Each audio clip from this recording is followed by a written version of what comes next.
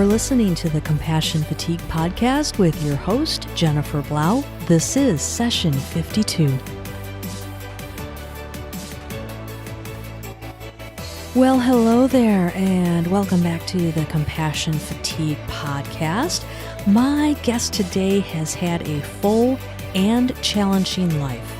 Virginia Sampson has been a full-time caregiver to her husband, who died from ALS, a victim of domestic violence, a single parent to 4 children, a widow, a divorcee, a step-parent, and more.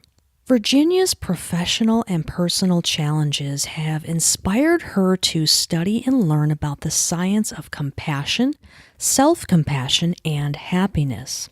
She has written a book for adults called Compassion Magic and also started a children's series about compassion with Superhero Sam Saves His Family. Virginia also writes for ThriveGlobal.com, which is the publication of Ariana Huffington, and she speaks nationally and internationally, sharing simple and scientifically proven practices for discovering the power of compassion to create success and happiness in businesses, schools, communities, families, and even with our health and well-being. Here today to talk about how to make self-care sustainable, please welcome Virginia Sampson.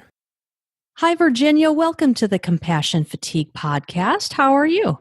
I'm great. How are you, Jennifer? I am doing pretty well. So Virginia and I were talking a little bit before we started recording, and I had a little confession.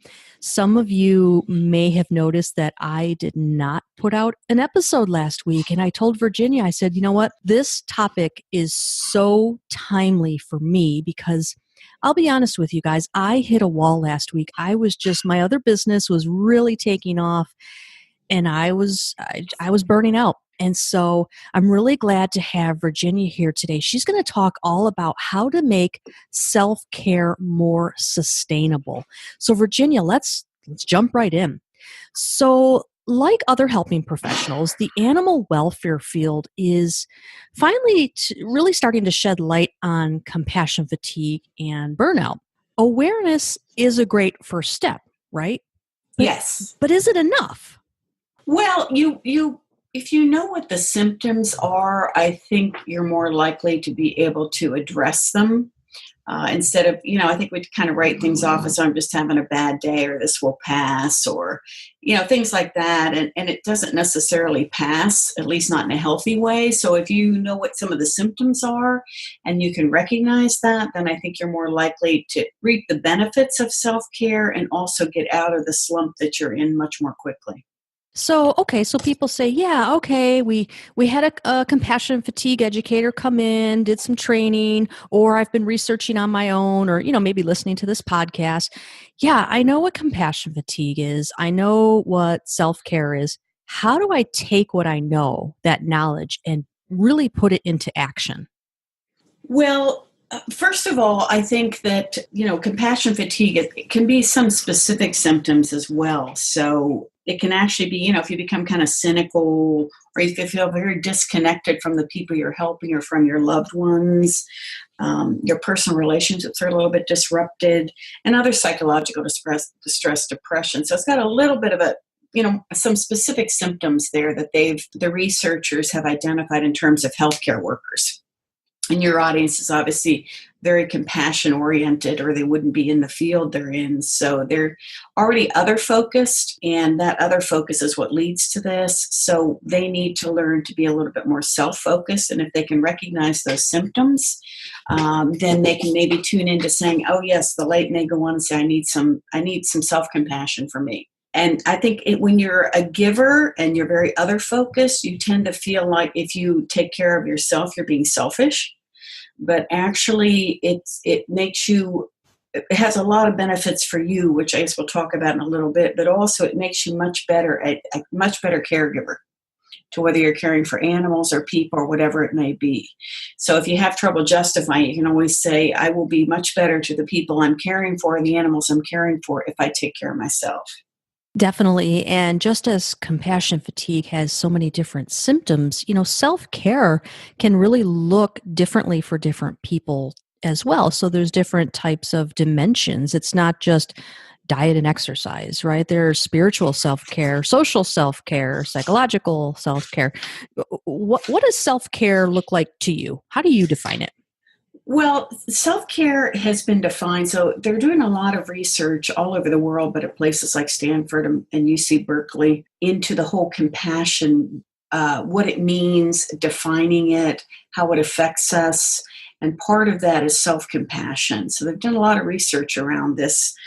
And they've come up with a general consensus as to what the psychologists and at least the social scientists are considering is self-compassion, which is what they consider to be self-care. So they have a specific definition of self-compassion. And of course, just generally, it's offering, so the first part is self-kindness, right?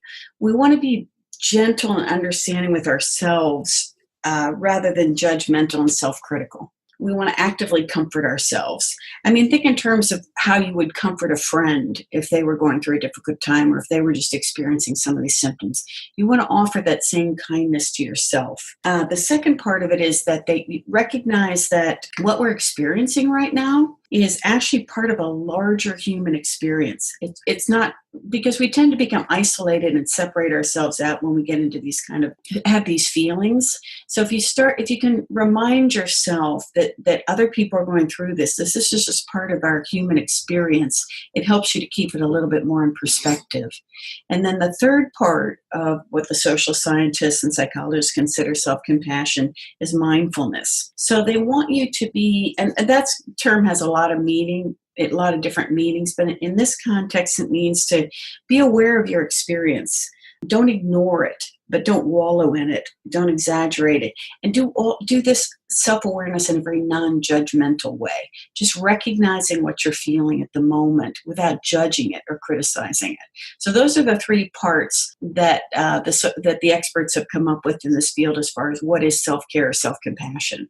So obviously, self-care can help reduce compassion fatigue and burnout. What would you say are some other benefits of practicing regular self-care? So not just an occasional, go for a walk, go get a massage every 3 years, right? But regular self-care.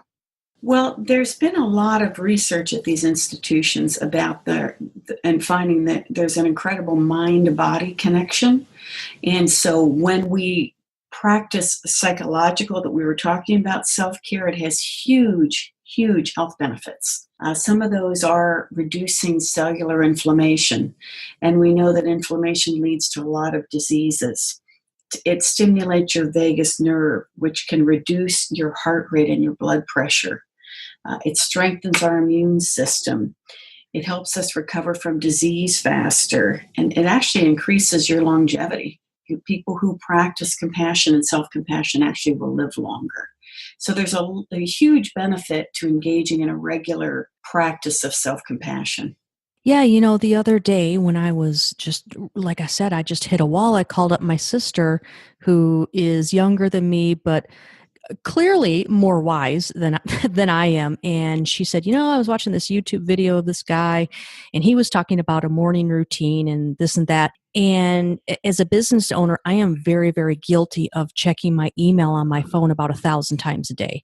And she said, well, why don't you stop checking your email right before bed? And she made a good point. It's like, well, what am I going to do with, even if I get email right before bed, am I going to hop on the computer and respond?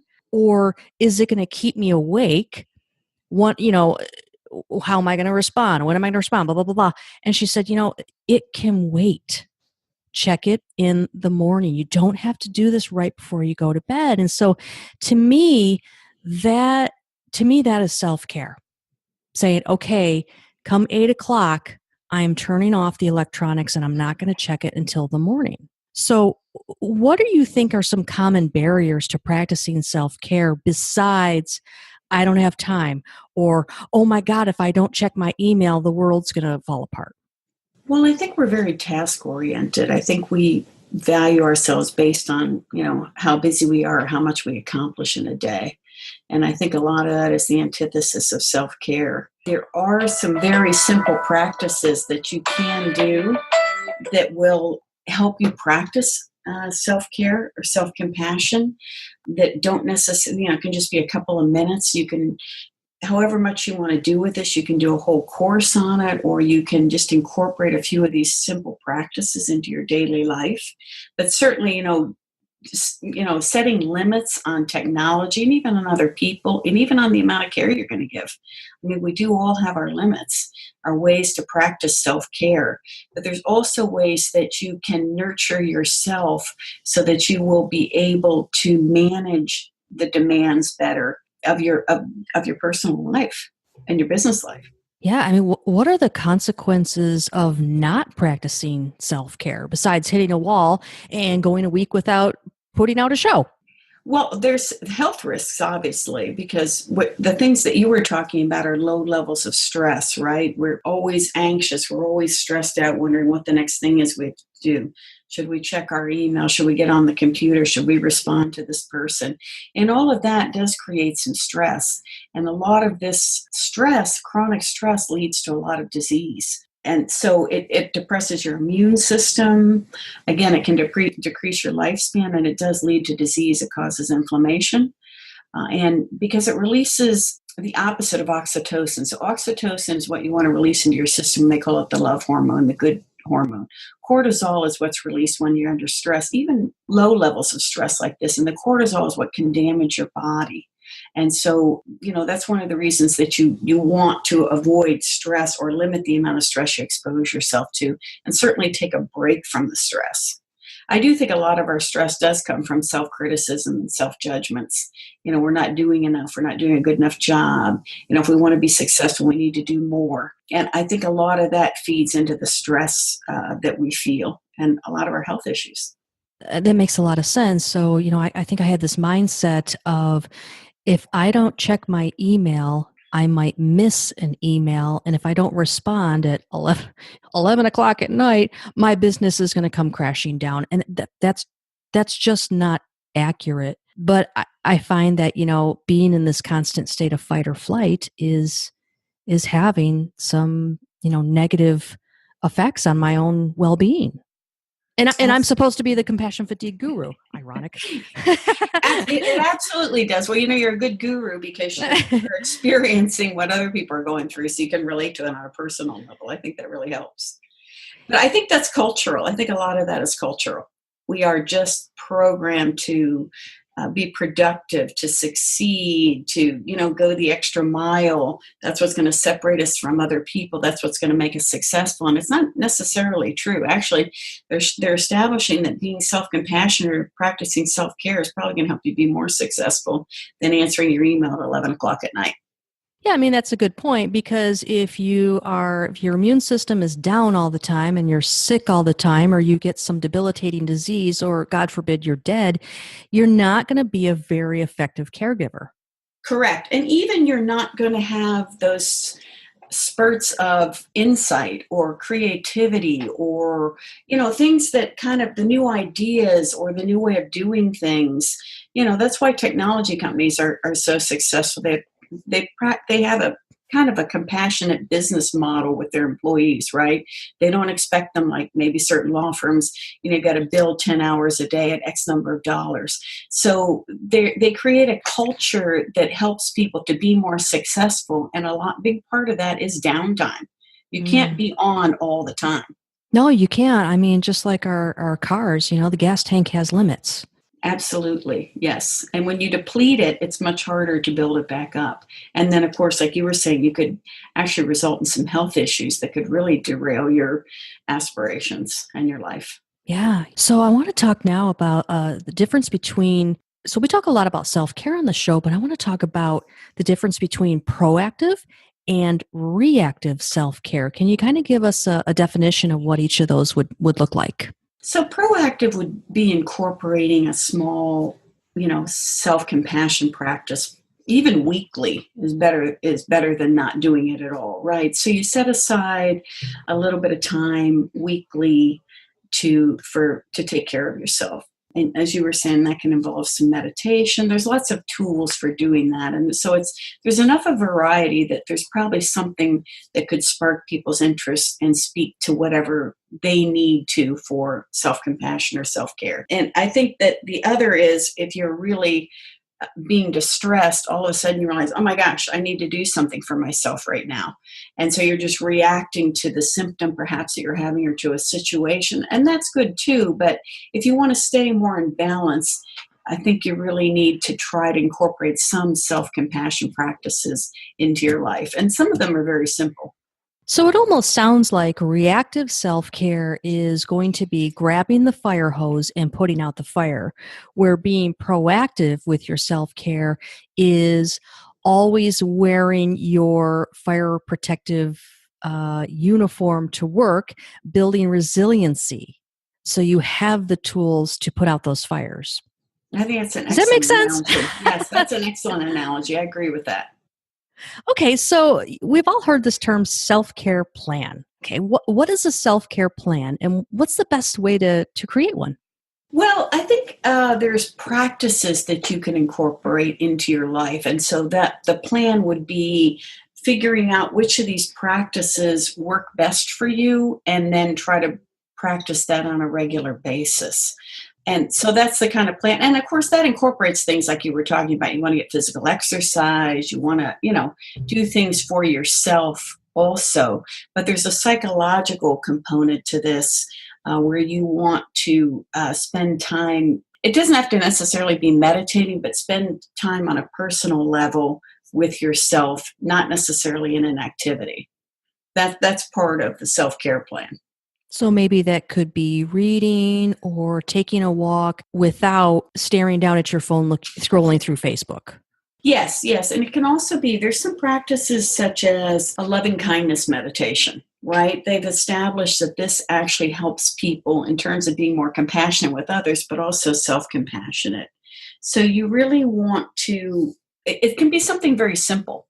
You can wake up in the morning and you can just spend a few minutes thinking about, directing love towards yourself, directing kindness towards yourself, directing love and kindness toward other people.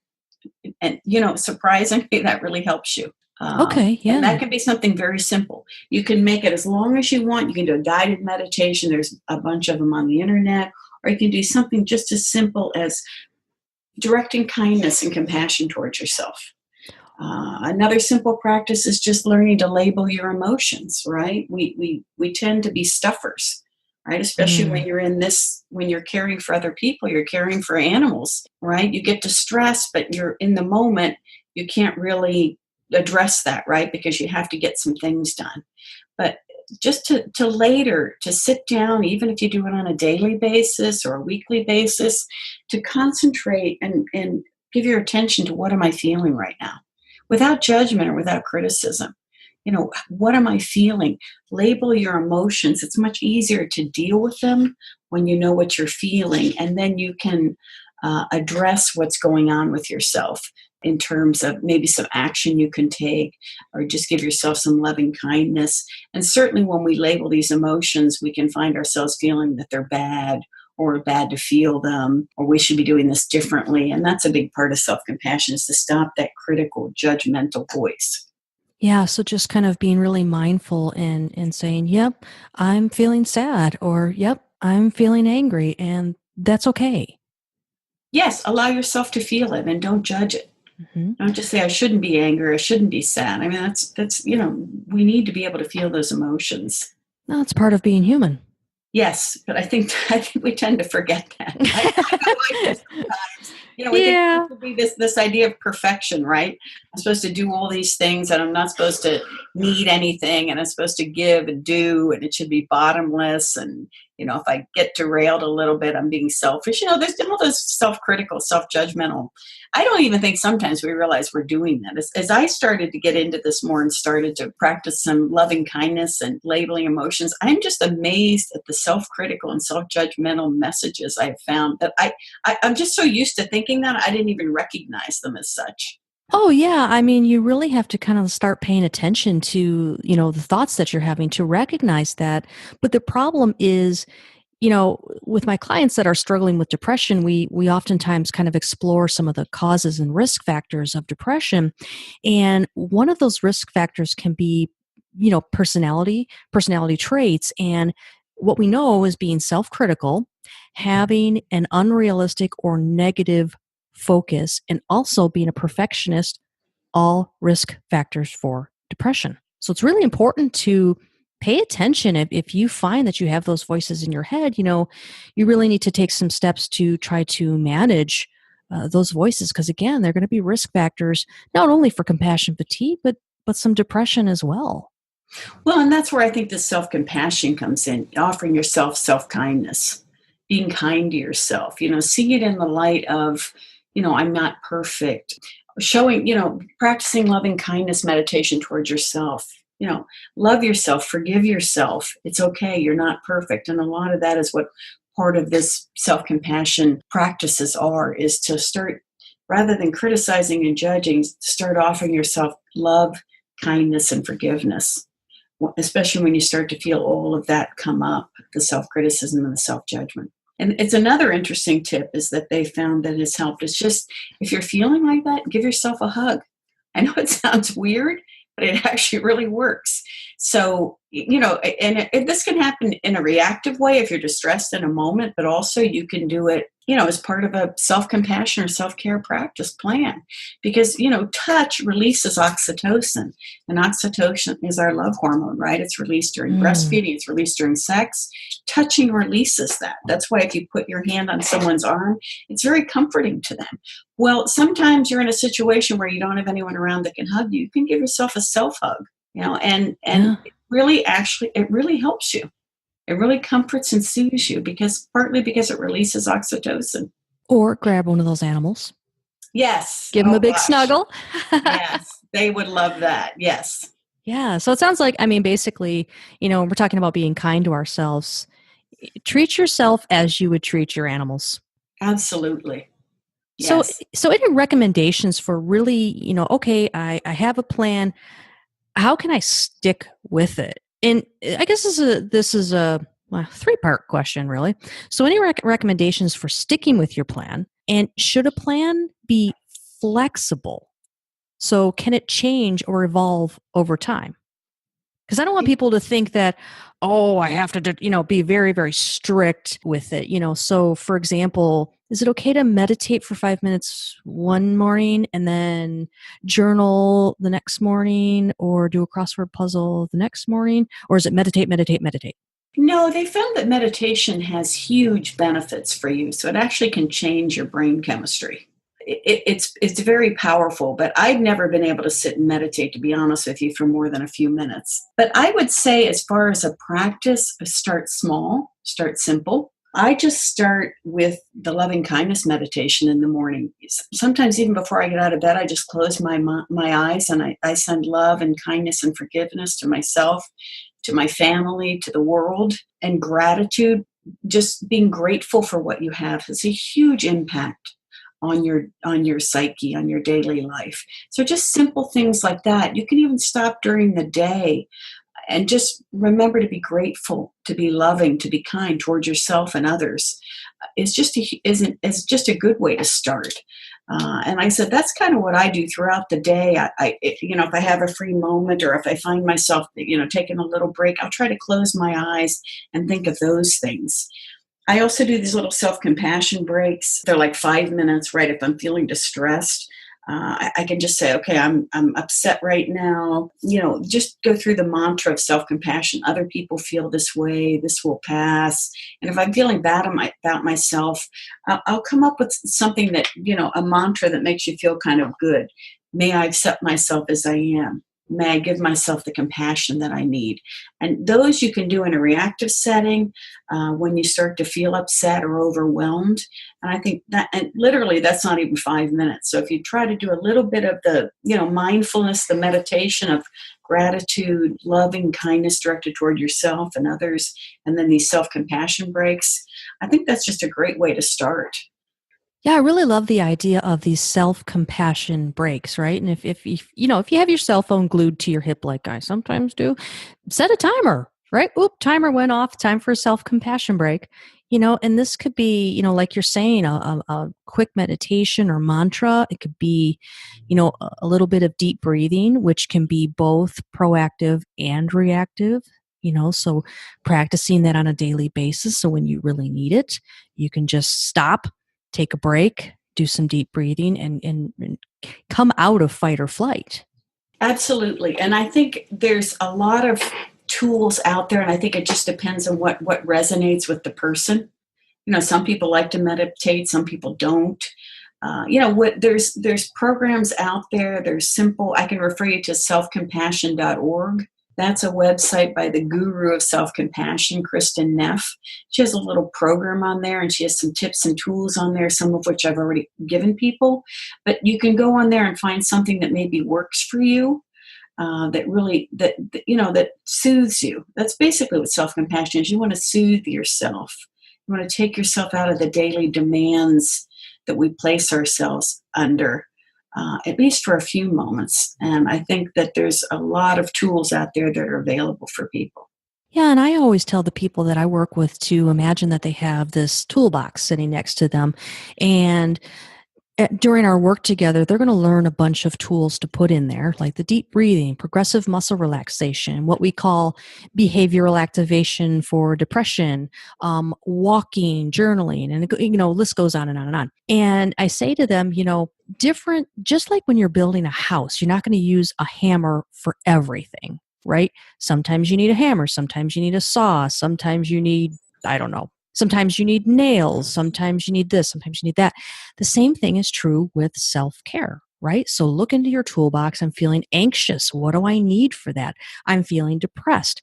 What tool might work for that, right? So be flexible, but do a lot of experimentation and see what works for you, what lifts your mood at that time. Yes, and there's some books out there on self-compassion therapy that I think offer some good tools and tips. There's just a bunch of information out there, but I agree with you. I have found too that labeling my emotions, I'm a stuffer. I mean, I grew up in a family where people didn't talk about how they felt. And when I can feel myself getting upset, I try to just stop for a minute and close my eyes and try to ask myself, what am I feeling now? What's going on? Why is my anxiety going up? Why am I feeling angry? And it takes practice. I'm not that great at it right now, but I can tell you, in dealing with some people that I've encountered that can be difficult, just stepping back for that moment and trying to label what I'm feeling has had a huge impact on my flight or fight, right? I don't get so upset, and that keeps me calm. I'm able to deal with the situation in a much kinder way and a gentler way than I would have when I get so worked up. Yeah, and you bring up a really good point. All of this stuff, you guys, all of it takes practice. I don't think Virginia nor we're certainly not, we don't have it all figured out. Well, I'm speaking for you, Virginia. I don't have it all figured No, I don't out. But yeah, so Virginia, is there anything else that you would like to add for our audience today? No, but thank you for your great work you do with animals. And please remember that you're not being selfish when you take care of yourself. You're actually doing yourself some good, but you're actually doing the animals or whoever you're caring for. You're actually being a better caregiver person than you would be if you didn't take care of yourself. I second that. Well, Virginia, thank you so much for coming on and sharing your expertise with us today. I really appreciate it. Well, thank you very much, Jennifer. And thanks for all the good you're doing and helping people with the stress of today's world. I think we live under a lot of stress. I think this is great. Oh, well, thank you and take care. Thank you. Bye-bye. Bye-bye. Thank you for listening to the Compassion Fatigue podcast. Please remember to head on over to iTunes or wherever you get your podcasts and subscribe so you never miss a single episode. And don't forget to check out the CompassionFatiguePodcast.com for more great resources, including information on our upcoming Rescue Me retreat. Please note that this podcast is not meant to provide medical advice or substitute for psychological care. Please consult with a mental health professional if you need additional support. And if you are feeling suicidal, please go to your nearest emergency room or call 911.